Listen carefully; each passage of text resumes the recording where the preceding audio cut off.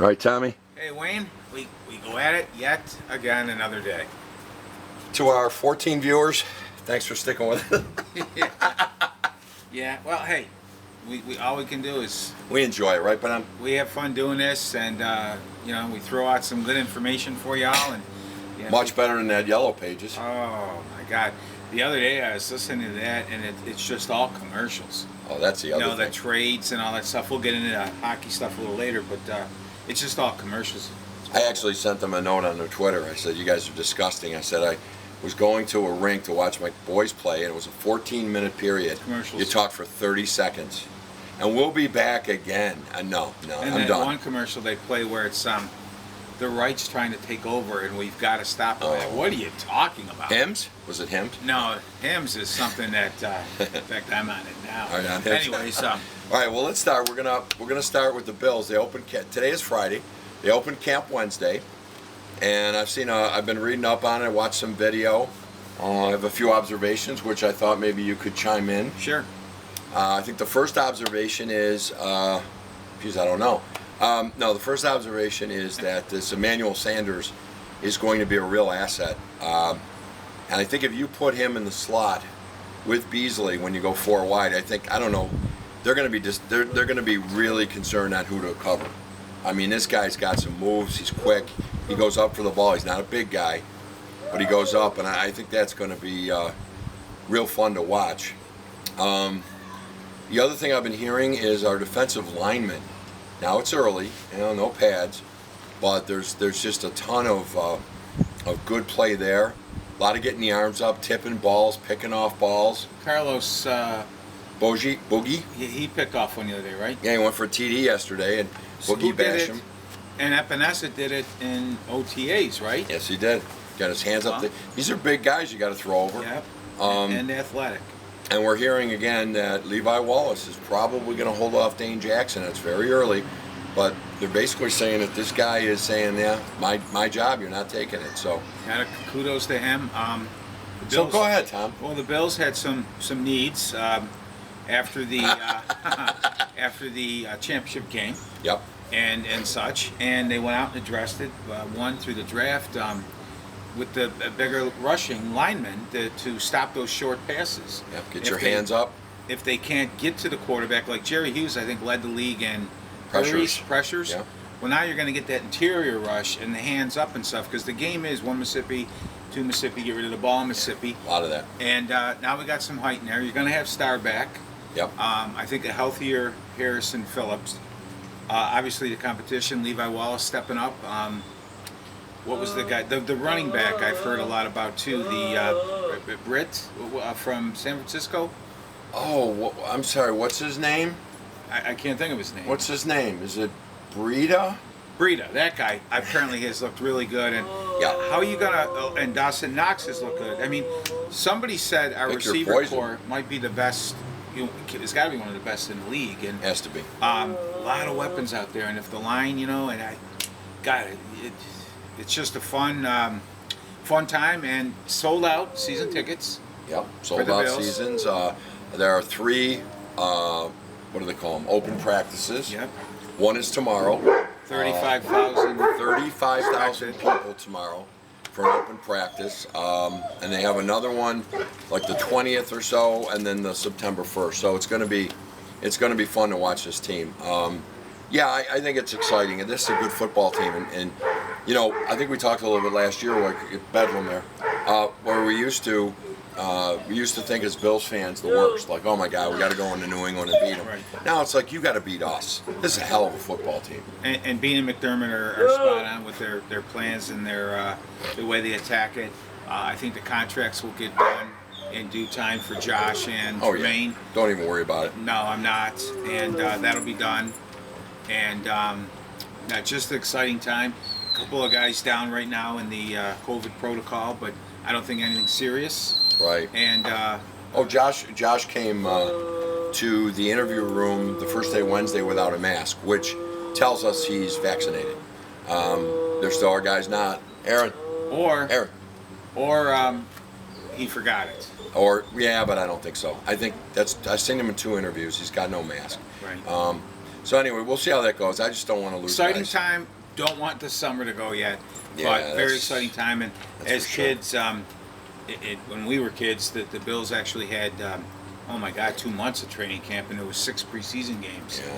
And this brings back a lot of memories for me because you'd read the articles every day, and we always took, and you did too, and a lot of times us together took trips to training camp, and it was Niagara U in the days, and Fredonia a little bit later on. It was just exciting times and fun, and to go out and watch that and see the players just a few feet from you was pretty neat.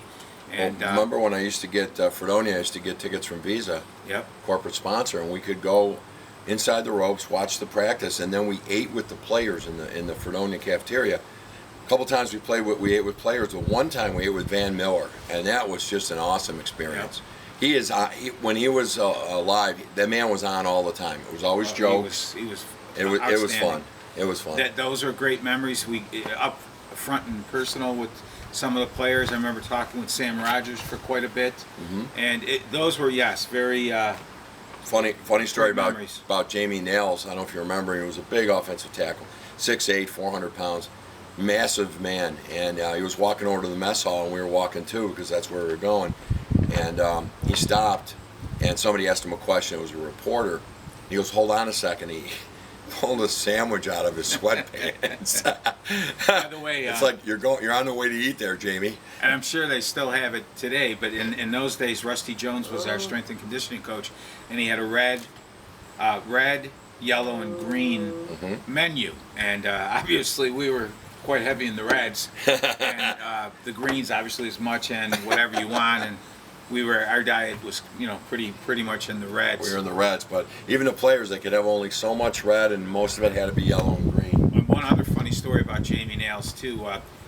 The Fluties, they had a band, him and his brothers, and they did the Niagara Square. Yep, when I they used to remember. do that. Yep. And he said, "We got a special guest for you up here." And it's Jamie Nails. Could that guy play guitar? Oh, that was great. That was probably one of the best. That might have been the best show in that square. I know everybody's talking about, no, yeah, but Coldplay was there or something. Yeah, no, this was good. Indigent Nation or whatever that band's called. But seriously, they played cover songs, but they were good. And Flutie's a hell of a drummer.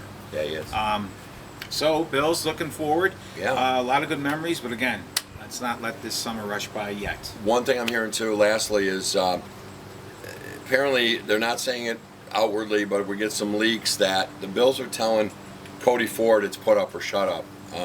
They have a lot of backups. They have a lot of guys that can play guard, they think, and they're telling Cody his ranking before his rating before he got hurt last year was the worst in the National Football League by PFF. Now I know that whatever, but Right. relatively speaking, but they want him to step up. So we'll see what happens.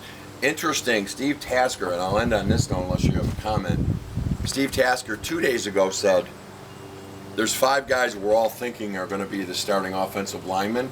He goes, I believe only 3 of those will start. Interesting. He didn't really expand too much on it, but Well, I'm guessing it's very early, and a twisted ankle and a hamstring here and there can change everything. But you figure, honestly, it's Deion Dawkins for one. If I had to guess, maybe Bodker takes that left guard spot. that's what I think is going on, Bodker, yeah. And Maybe even, what was the kid we ended up trading for from Philly? He's been around for a few years. he's more of a They're talking about center for him. yeah, Bates, is it? Brian Bates? Yeah. Mitch Not the Morris. guy that stabbed in Psycho. Right. That's Bates Motel. Obviously, right guard will be Feliciano, and then Darrell Williams. is Darrell at the Williams. Right. Well, we got those promising young linemen we drafted, That's true. and they can play too, and they can also play inside. So very interesting. I would think. Didn't they draft a center also later in the draft? 7th round, yeah. So Center guard, yeah. Anderson is his name. they and a pretty good one. Although everybody drafted is good and whatever, but exciting. And I would think Bodker might have something there, and Yeah. maybe Mitch Morris is on. They love Mitch as far as pass blocking, but they said he can't move anybody in the run. And we are a passing team, so that's important. But you got to be able to get that yard. I watched some highlights this offseason. 2nd and 1, 3rd and 1, and just getting crushed in the backfield. That Well, stuff's got to stop. Mitch Morse is also very good at getting out in front of that Isaiah McKenzie play they like to run, Yep. and Yeah, he sometimes the is. screens, but you got to be a little bit more than that. And by the way, the 3rd and the inch and all that stuff, could we please just Split out wide. Let's go wide. And Go see 4 or what 5 wide, and then otherwise you go with the pig package. We call it the pig package. You bring everybody in, and that means they've got 11 guys on the other side of that line. It's too tough. And again, you're counting on a 90-year-old shit stick. No offense to Washington, coming in to mark the ball in the right spot. Yeah. You're counting on that, and then It's probably a loaded diaper. right. So to me, yeah, we'd all love that Najee Harris back or whatever, but I don't know if we have such a guy in our lineup right now. But still, I like go wide, Yeah. and plus it gives a D something to think about. I've never quite understood that whole. Yeah. Get away from the pig package. You know, New England for years would just run to the line quick and snap the ball and dive over first down, whatever. Yeah. Brady hate him. Yeah. So we've got 4. We got about 8 minutes left. We'll get into the Sabres a little bit, and then I think we stop talking really about the Sabres until something happens Right. with Jack. But I mean, for everybody who's out there, I've seen all the tweets, all the crazy. This sucks. We're the worst. We are. Okay. We get it. You can't go back. All right. Yeah. It happened. Now this guy is taking the reins. I got to give him credit. He is doing what he said he would do. We're going to build on talented young guys. We're not going to go out and get these 29-year-old overpaid free agents. Right. Okay. He tried to get a free agent goalie in here. They all pretty much said, take a hike. Well, he actually also tried to trade for one. Yep. And we can't get fair market value for some of our talent, but yet they But they want want number Right. ones and number twos for washed-up goalies. So, it's not going to be a pretty year, but I think this team, probably in 2 years, is going to be a hell of a team. I think they're doing the right thing. I know everybody. My wife even said it. I've heard this before. Yeah, we all have. There's We no have. doubt about it. But We have. it's not the same guys saying it. Yep. The proof of the whole gist of the thing is, you don't want to be in the middle. You either want to be at the end contending, Yep. or down low. Because That's right. in the middle means nothing. You Middle can't do means anything there. you get your Staffords and you get your some of the other clowns over the years, Gergensons and We went through a lot of this with Murray, Renko and yeah, and Murray made a lot of, I thought, good moves. but they ran him out of town and Well, the coach, I didn't like his coach didn't fit with the parachute skates and such. yeah. But Well, then they go fired him, and then Botterill Well- came in and made some really scary trades. That's the problem. It went back and forth. There was no strategy, and then we kept changing the strategy. Now we've got to keep it. For example, Linus Ullmark, we all like him, right? 915 save percentage, helped us win some games last year. He comes in and says, I need 6 years, $6 million, $36 million. Well, what happens in 2 years when we've got Portillo and UPL and this Right. guy we just picked up, Devin Levi. Yeah. I mean, now you're just boxing them in like the old people did. Tom was telling us a story a couple weeks back on this show about running into Sean Malone's father. And Right. Sean Malone last year left and went to another organization of the National Hockey League because he said there's no movement. There's Right. no chance to come up because they got these bums in there. And they changed game, like they changed in his particular case. Now we can all argue talent and all that stuff, but the truth of the matter is they changed his game from a scoring center to a more defensive-minded center, and he worked on that. He was one of the leading face-off guys in the AHL. Right. He worked side by side with Ryan O'Reilly, who was very good in the face-off circle and could actually hold his own with him. Right. But then when they needed a center of that nature, they called up the leading scorer. Yeah, they called up John Sebastian D. Or a Bailey or a Baptiste or something, whatever. And I might be going back on years there too far. But the gist is they'd call up the guy scoring, and Malone says, well, wait, you need a guy in my position that you wanted me to train to become, Yep. but you don't call me up. That's There's so no cool. movement. And now we'll have movement. If a player really shows himself in Rochester, we'll have a space for him because we didn't go out and get the aged clown for 6 years, $6 million, to play left wing and not let anybody play. Another perfect example too were the college free agents. Every year at the end of the year, you get the college free agents that weren't drafted or pulled the VC thing or whatever. Yeah. They wouldn't come here because it didn't take long for C.J. Smith and the guys to call and say, "There's no movement Don't here." bother. Yeah. Alex Iafallo went to L.A. That would have been a nice little sign here. And so and he's a kid from Buffalo, but local. We couldn't sign him because they know that they're never going to play in the NHL. there's no movement, and they stick to the same guys. Now we've cleaned out some of that bottom six, and we need some help in the top six. And this guy's going to play his cards with Eichel. I think he's doing the right thing. He's holding true. Right. And if you want Jack Eichel, a 24-year-old, probably one of the 6 best players in the NHL, if not top 10. Right. All right. If you want him, you got to give up something. Yeah. And if it's Vegas, if they're clearing out moves right now, you got to be talking Tuck and a couple of prospects for a draft pick. Maybe that big defenseman. Well, the bottom line is, what Tom and I have talked about is that at this point we're going to talk a lot more about the Bills and shit stick instead of the Sabres, because we've talked ad nauseum. I think at this point we got to see what happens with Jack. I say sit his ass and unless you get something for him, but I know that could be, he is our captain, and the captain's up in the press box and he's bitching and moaning. It could be ugly, but you can't give him away. I'm hoping that gets settled beforehand. My picks though, Minnesota. Watch Minnesota or Vegas. Those are the 2 teams right now that make sense. LA made sense to me, but you go out and get a 5-goal-a-year scorer in Philip Deneau. I don't get it. Yeah, the guy was a defensive genius on the faceoffs and stuff, Deneau, but you paid him like $5 or $6 million. That to me is horrible. Anaheim, they were in on it, but they wouldn't give up Zegras. You're getting a center that's good.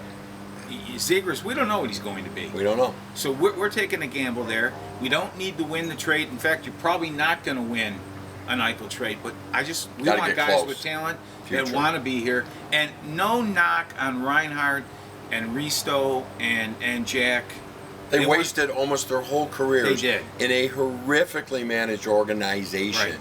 And the bottom line is I'd probably feel the same way. No doubt. Yes, money's money, but money's money in Boston, Vegas, and places that you win, as opposed to here where we've been a laughingstock. And what's funny, only one of those 3 has admitted being part of the reason they didn't win. That was interesting. Risto, God bless him, he came out and said, look, I was part of the reason.